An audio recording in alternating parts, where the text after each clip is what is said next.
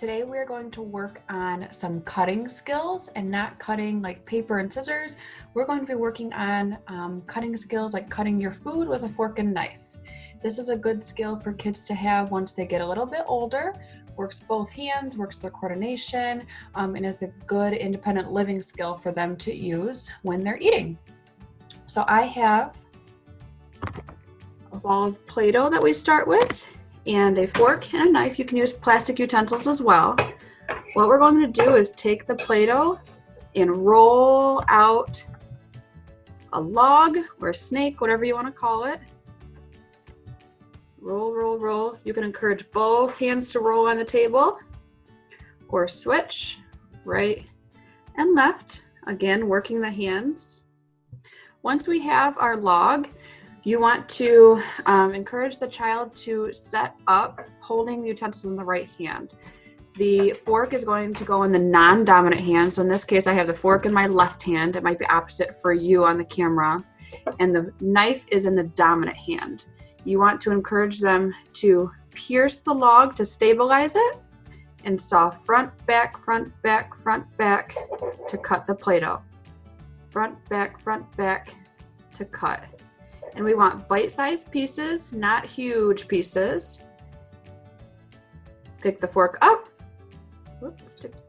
and move it back, and keep going.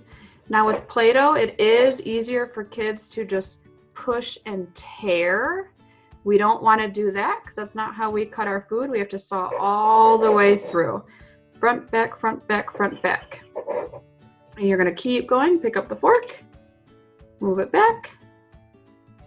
Some kids may need assistance to hold with one hand while they're sawing with the other hand.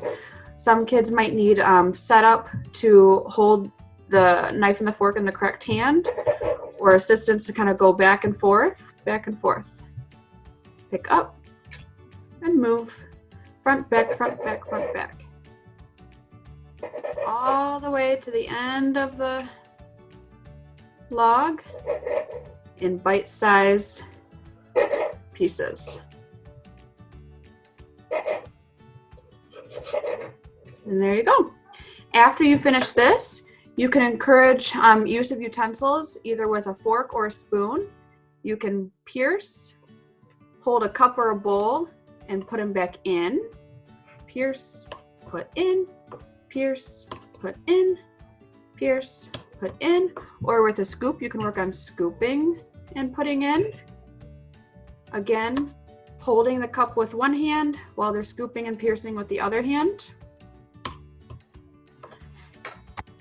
And there you go. There's our cutting activity for the day.